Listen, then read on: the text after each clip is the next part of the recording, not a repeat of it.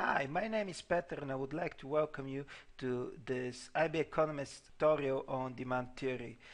This lesson is based on the IB syllabus from the IB Economics course and will include all the topics for the standard level. Additional topics for higher level will be included in a separate video lesson. This lesson might also be useful to students who study the A levels or first year college students. Let's have a look at the contents of the lesson. First, we will study the concept of demand, what demand is and how it works. Then we will look at the law of demand and the corresponding demand curve. We will continue by looking at the non-price determinants of demand. Finally, we will look at the distinction between a movement along the demand curve and a shift of the demand curve.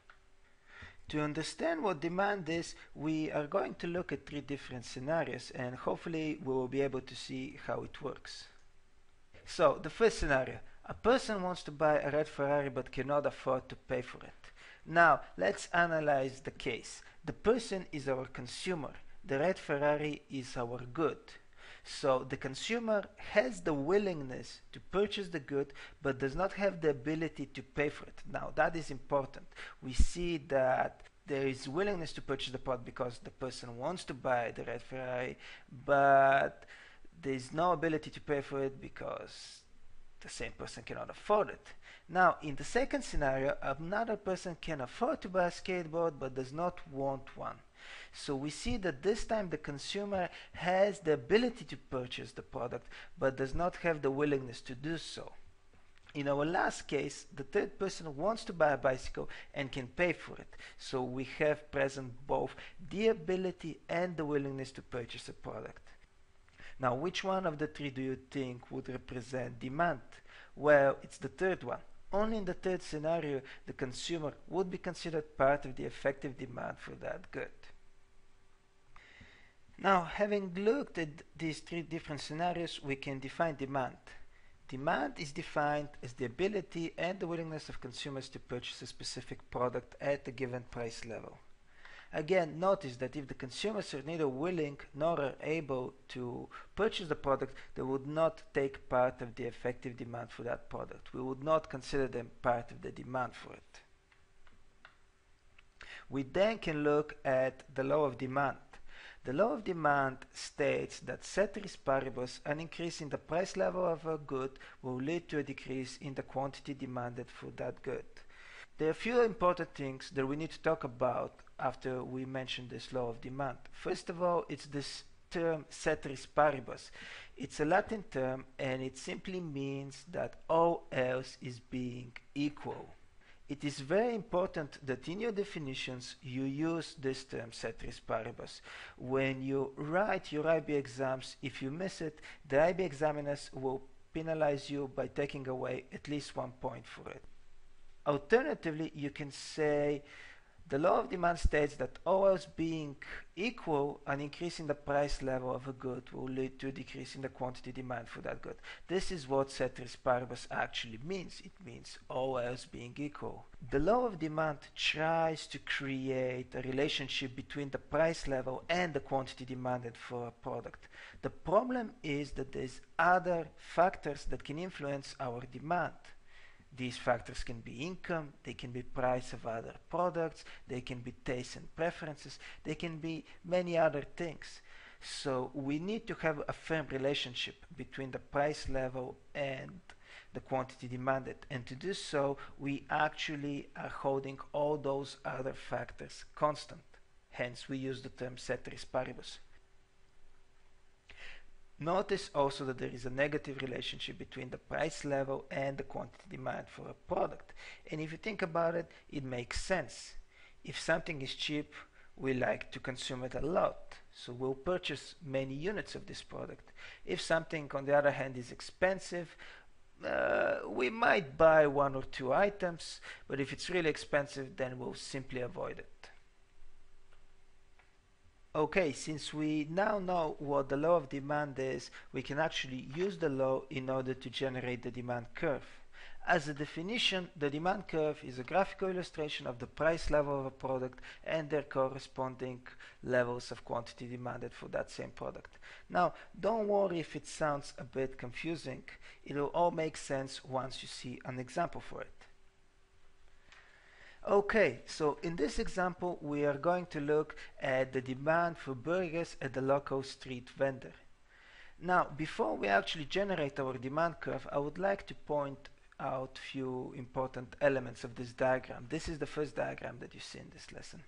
On the vertical axis, we are going to measure prices of different goods. In this case, we say price of a burger, and we have also included the currency in which we measure these prices. It's in euros. So 0 means basically it's for free, 1 means €1, 2 is €2, 3 is €3, etc.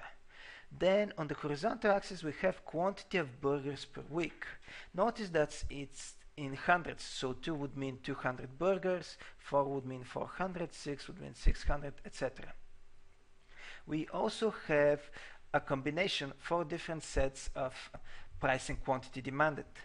So we can see that when we have a price of €4, this local street vendor would sell 200 burgers. When the price, however, is dropped to €3, then the quantity demanded for these burgers would increase to 300. If the price is further lowered to €2, then we have 400 burgers demanded, and finally for a single euro the quantity demanded would be 500. Now if we plot these 4 points and we use these numbers from €1 to €4 and from 500 to 200 as coordinates, we are gonna get something looking like this. These are our 4 points. Notice that the coordinates represent our price and quantity demanded. For example, W is determined by a price of €4 and quantity demanded of 200. Y is determined by a price of €2 and quantity demanded of 400. Then we can generate the demand curve. The demand curve will essentially be the line which passes through all of our points. Have a look at this. See, this is our demand curve, the green line. Notice that it has a label. It says D and in lowercase burgers, and it is very important to label your lines. Otherwise, if this was just a straight line, we would not know what it's meant to be. So always put a label on your lines. It's very important.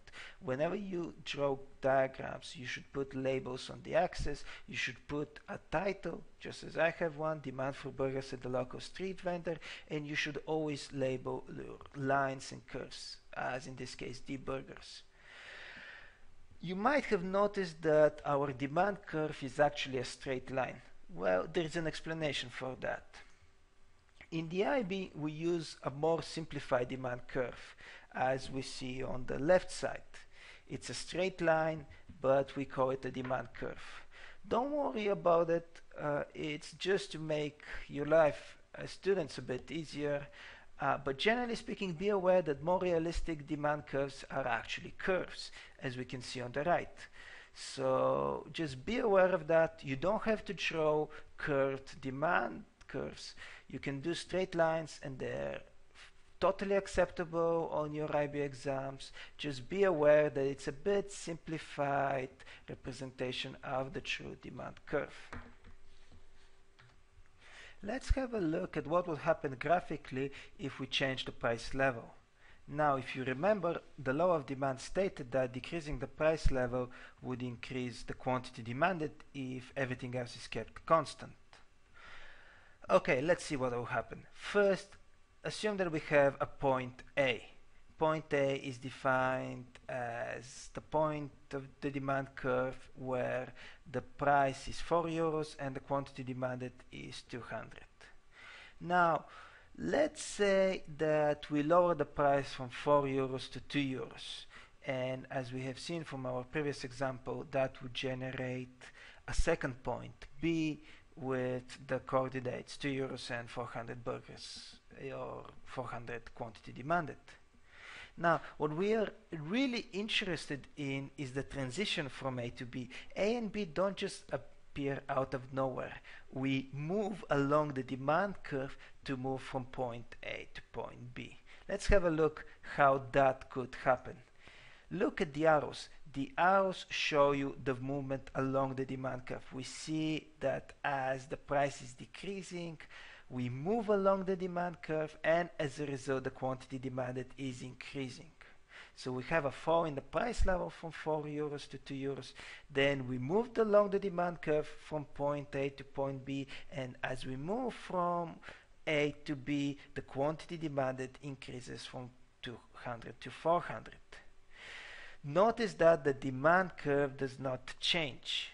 It does not increase. That's very important. We have an increase in the quantity demanded, but the demand curve stays the same. We don't have a change in demand. That is very important again.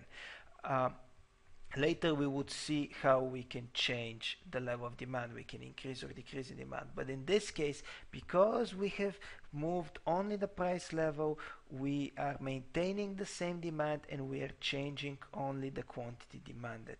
And let's have a look. As the price is decreasing, we have a movement along the demand curve. So far we have looked at situations where we changed the price level and that affected the quantity demanded of a good. Now in this case we will start to look at other factors that can affect the demand for a good. These are called the non-price determinants of demand, and there will be 4 of them. First we'll look at income, then we'll look at price of related goods, then we'll look at taste and preferences, and finally we will look at other factors.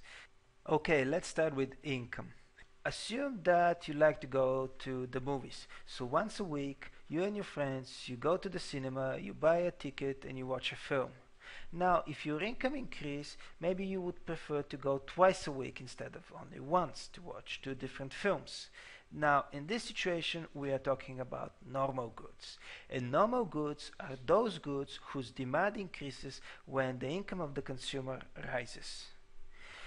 Note that there is a positive relationship between income and demand for normal goods. That is quite important. Let's look at the second example. Assume that you went on a vacation away from home, you're by yourself, and you have wasted your money within the first 1 week, and you still have to live there by yourself for 2 more weeks. So you decide to eat cheaper food. Essentially, your decision has forced you to purchase a lot of, let's say, for example, bread. Bread would constitute a major part of your daily diet. Now, when you come back from your vacation, when your income rises, you would no longer be consuming as much bread as you used to when you were poor. In this situation, we have a case when, as your income increases, your demand for a certain product decreases. This is called an inferior good. So inferior goods are those goods which can experience a fall in demand when the income of the consumer rises. Note that there is a negative relationship between income and demand for inferior goods. That's quite important. Now we'll look at a few more examples and we'll see how this works graphically, so don't worry if this still looks vague to you. Okay, in this example we are once again going to look at demand for burgers at the local street vendor. We have a demand curve labeled dburgers1, and the question we are asking is what would happen to demand for burgers if the income of the students who eat there increases? Now, since we have assumed that burgers are normal goods, we expect demand to increase. And the way we illustrate this is by increasing the demand curve, or the quantity demanded for all price levels. So we are going to increase the quantity demanded for all price levels, and effectively that will shift the demand curve to the right. Again, ignore for the moment the writings, but look the shift of the curve, how the curve is moving to the right. So we have generated essentially a second curve, D burgers 2. And at this second demand curve, the quantity demanded are greater than the quantity demanded for the original curve at all price levels. Now, this also represents that positive relationship between income and demand. We said that for normal goods, if income increases, demand should increase. Now, what would happen if the income of the students decrease? Well, since we have a positive relationship for normal goods between income and demand, if their income decreases and they become poor, then their demand should decrease. So this time we are going to shift the demand curve to the left. We see that the new demand curve, D burgers 3, has lower quantity demanded at all price level than the old demand curve, D burgers 2. And once again, we have shown that there is a positive relationship between demand and income for normal goods. We saw a very important concept in the graphical analysis, and that is the shift of a curve. In this case, we shifted the demand curve. A shift in the demand curve represents a change in demand. It generates a new demand curve, and depending on the new position of the demand curve, it can decrease or decrease. Okay, let's have a look at an example. Again, we're looking at burgers. We have D1 burgers and a point A on this demand curve where the price is 2 euros and the quantity demanded is 400. We are going to increase the demand for all price levels, and hence we will shift it to the right. So we can see how D1 moves to become D2, and again for that same price level of 2 euros, the quantity demanded now is 600. As a matter of fact, the quantity demanded has increased for all price levels. So this graphical shift to the right represents an increase in demand because the quantity demanded now is greater for all price levels. Similarly, we can see what will happen when demand decreases. This will be a shift to the left. We can see that for the demand curve D2 burgers, at price of 2 euros, the quantity demanded was 600.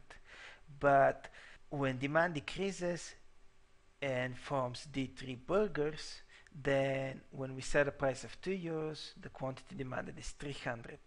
And actually, the quantity demanded has been decreased for all price levels. So, to recapitulate, a shift to the right represents an increase in demand, and a shift to the left represents a decrease in demand.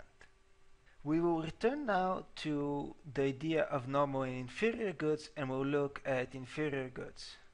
In this case, we want to ask the question, what will happen to demand for burgers if the income of the students increases so much that they can afford to eat at the local pizza restaurant?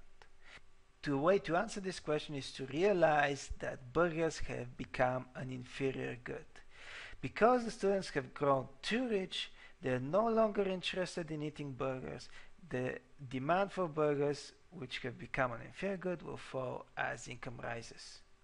So now we are going to observe a negative relationship between an increase in income and correspondingly a decrease in demand.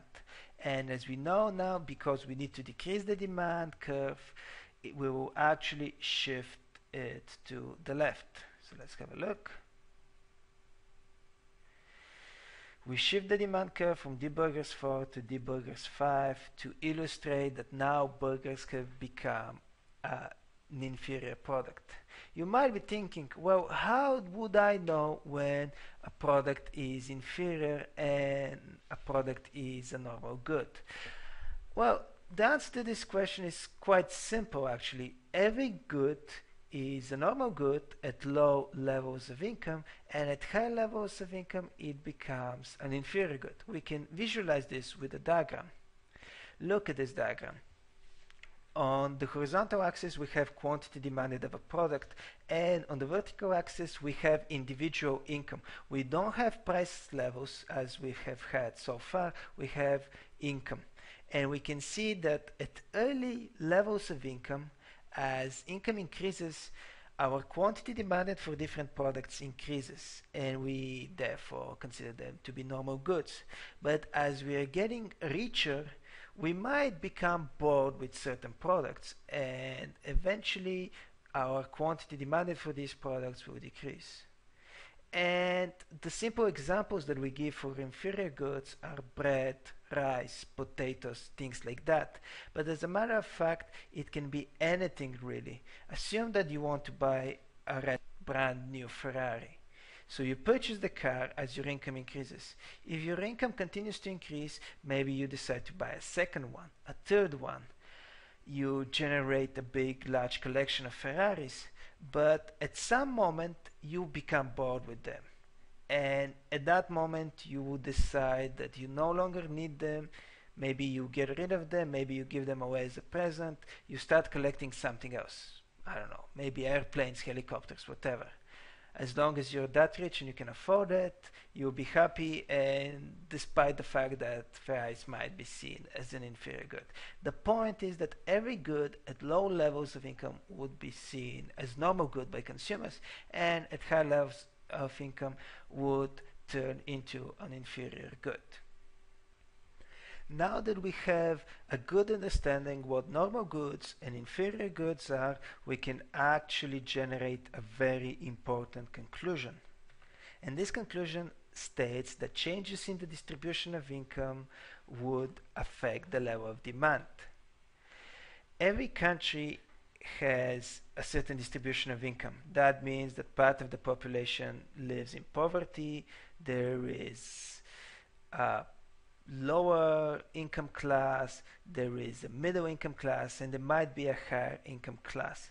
As the number of people who live in one of the income classes changes and they transform into another income class, we are likely to observe changes in demand for different products. And as a matter of fact, normally increases in income are associated with increases in demand for all different products. Luckily, there's not that many inferior goods. You need to become really, really, really, really rich in order to get bored and see everything as an inferior good. So normally speaking, increases in income would lead to increase in demand for all sorts of different products. Next, we'll look at the price of related products and its impact on the demand of a good. There are two types of related goods. These are called substitutes and complements. First, we'll look at substitute goods. Now, substitute goods, when we have them, we either use one or the other. We do not need to use both of these goods. For example, imagine that you want to buy a car, and you go to the car dealership and they have car model A and car model B. You don't need both cars, you need either model A or model B. So in this case, the two cars would be substitute goods. A formal definition would be, if X and Y are two substitute goods, then there would be a positive relationship between changes in the price of level X and changes in the demand for Y. This means that if X becomes more expensive, then the demand for Y should increase. Think about the car dealership example. If Model A becomes more expensive, it is normal for us to demand more of Model B. We can see a graphical illustration of this relationship. In this example, we will look at the demand for burgers and a change in the price of hot dogs. Now, we will assume that hot dogs and burgers are again substitute goods, because if a person is hungry, then this person would buy either a hot dog or a burger, but would not need both. The question that we are asking is, what would happen to demand for burgers if the price of hot dogs increases? Okay, let's have a look. Note that on the small diagram we saw a movement along the demand for hot dogs which was caused by an increase in the price of hot dogs. As a result, the quantity demanded for hot dogs was decreased. Now, because hot dogs are relatively more expensive to burgers, the demand curve for burgers has shifted to the right to illustrate the increase in demand, which again shows that positive relationship between price of hot dogs and demand for burgers when hot dogs and burgers are substitute goods. Let's have a look again at this transition. Again, note the shift in the demand for burgers and the movement along the demand for hot dogs. The other type of related product is called a complement good. Complement goods are those which are used together. They have a joint demand. Examples of complement goods are printers and toners, videos and videotapes, DVD players and DVDs, digital cameras and memory sticks. Essentially, these are the type of goods that need to be used together. We cannot use a printer if we don't have ink in it. We cannot take a picture with a digital camera if we don't have any memory to record the image on it. A formal definition would sound like this. If x and y are two complement goods, then there would be a negative relationship between changes in the price level of x and changes in the demand for y. So let's think about this. If the price of DVDs increases, then the demand for DVD players would decrease. It should make sense. That should be the logical conclusion. We can see a graphical example which illustrates this relationship. Okay, in this example we are going to look at the demand for burgers and changes in the price level of soda drinks.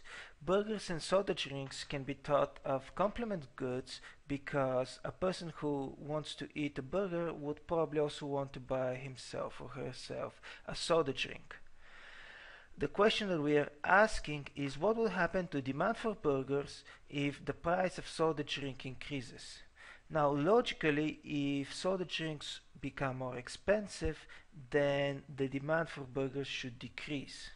Let's see graphically how this is illustrated. Note that we had an increase in the price level of soda drinks and a movement along the demand curve for soda drinks.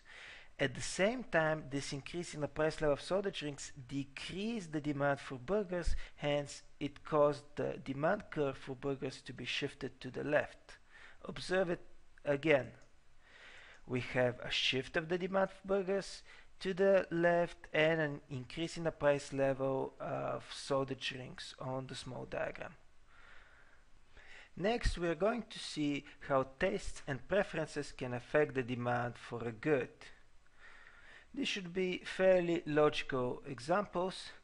Our tastes and preferences shape our buying habits. We buy those goods which we want and which we like, and of course those goods for which we can pay. Goods which become popular would experience a rise in demand, and similarly, if a good becomes unpopular, then it would experience a fall in demand. Some goods become popular during a particular season, so we can have seasonal changes in demand again due to tastes and preferences. For example, in the summer, the demand for bathing suits may increase, while in the winter the demand for ski equipment can increase. Obviously, demand for ski equipment would fall in the summer and demand for bathing suits would fall in the winter. We can see again a graphical illustration of how our tastes and preferences can affect the demand for a product. In this example, we are going to observe the demand for the aviator sunglasses over several decades. Now, in the 1980s, these sunglasses were extremely popular and fashionable. As a result, their demand was very high. Everybody wanted to have one of these. So on the graph we have the demand for sunglasses in the 1980s. With the beginning of the 1990s, these sunglasses became largely unpopular. They were not seen anymore as fashionable.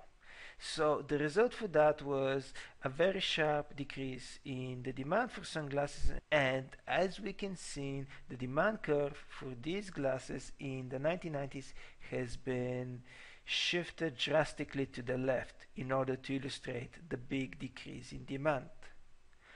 Something interesting that's worth noting is that the shift does not need to be parallel. In this case, you might have noticed that the slope of the demand curve has changed. That should not be a problem. Generally speaking, we use parallel shifts, but if for some reason you believe that the slope of the curve should be changed, then feel free to do so. This has to do with the elasticity of demand, which is a different topic and which we will study in another video. Now, with the 2000s, the demand for these sunglasses again picked up. So now we are observing a shift to the right, which illustrates increasing demand. Notice that the demand is not as big as it used to be in the 1980s because there are many other models out there on the market and not everybody likes to wear aviator sunglasses. However, we do see them a lot on the streets. People buy them at large, and we can deduce that the demand for them has increased substantially over the 1990s. There are many other factors which can also affect the level of demand for a product, and we are going to briefly overview just a few of these. First, we'll look at changes in the level of the population. If the population size increases of a country, then it is normal to observe increase in demand for all different products, simply because there's more people and more people would want to consume goods and services. Similarly, a fall in the population level can decrease the demand for goods and services across all the different markets in a country. Sometimes the age distribution of the population changes. We can have a country which originally has largely young population, and in those times the demand for products which are used by younger people would be higher. But as some of these people grow older and the distribution of the population changes, so now in this country there are more older people than younger people, it is normal to actually see changes in the patterns of demand and demand for goods which are consumed by elderly people to increase. This is very closely connected to the idea of changes in tastes and preferences, but these tastes and preferences are caused by the change in the age distribution of the population. Next, we are going to look at government regulations. Often governments require us to use particular products in specific situations. For example, if one decides to purchase a car, then this person must also purchase a license plate for this car. It's mandatory. You cannot drive a car without a license plate. So in this case, the demand for license plates has increased sharply by the government regulation. Otherwise, nobody would buy them. They're not that useful to us, but they're very useful to the police, who can identify cars very quickly this way. Similarly, bicycle helmets. If the government requires us to use bicycle helmets when we ride bicycles, then obviously the demand for these helmets would increase. Recently, many governments have begun adopting policies which do not allow consumers to smoke in public places, such as restaurants or bars. Now, this policy has led to a fall in the demand for cigarettes and tobacco products simply because consumers cannot use them at all places where they could previously use them. Finally, we are going to look at the distinction between a movement along the demand curve and a shift of the demand curve. Now, you have seen enough movement along and shifts of the demand curve by now to have a very clear idea what this is about. However, I would like to raise few important points. Number one, when we have a movement along the demand curve, we speak of a change in the quantity demanded, and you should use the term quantity demanded. Number two, when we have a shift in the demand curve, we generate a whole new demand curve. Therefore, we are actually changing the demand. So we say demand increases or decreases. Let's have a look at a graphical illustration. The screen is split into two diagrams. The diagram on the left will illustrate movement along the demand curve, and the diagram to the right will illustrate a shift of the demand curve. So first, to the left we have increase in the quantity demanded, which is caused by a decrease in the price level, and to the right we have simply an increase in demand and a shift in the demand curve. Note the difference. On the left, the quantity demanded increases from Q1 to Q2. There is a movement along the demand curve. The demand curve does not change. That's very important. We do still have the same demand curve. It's called D1. We are moving along this demand curve and we are increasing the quantity demanded. On the right, the demand curve actually changes. It went from D2 to D3. So therefore, we are talking about increase in demand. And graphically, of course, this is illustrated by a shift. Next, let's see what happens if we increase the price level or decrease demand. On the graph to the left, the quantity demanded decreases from Q3 to Q4 because the price level was increased. And once again, we are moving along this demand curve and the quantity demanded is decreasing. That's the important bit. We have a decrease in quantity demanded. The diagram to the right shows that the demand curve decreases from D5 to D6, and the shift is to the left to illustrate this fall in demand. We have two different demand curves, hence we can talk about decrease in demand. So to summarize, when we move along the demand curve, we change the quantity demanded. When we shift the demand curve, we actually generate a totally new demand, and we either increase or decrease the demand. Finally, let's review the main topics which we covered in this tutorial. We began by looking at demand and we defined demand. Then we looked at the law of demand and how it created a relationship between the price level of a product and the quantity demanded for that product. We then looked at the demand curve, how to draw it and how to make changes to it if necessary. Next, we looked at the non-price determinants of demand. We looked at each of the major non-price determinants such as income, price of related goods, taste preferences, and then we saw practical examples how a change in either of these non-price determinants of demand would affect the demand curve. We then made a clear distinction between movement along the demand curve and shift of the demand curve. Okay, I hope that you found this lesson useful to you, and come back to see more on the IB Economist channel in YouTube. Thanks for watching.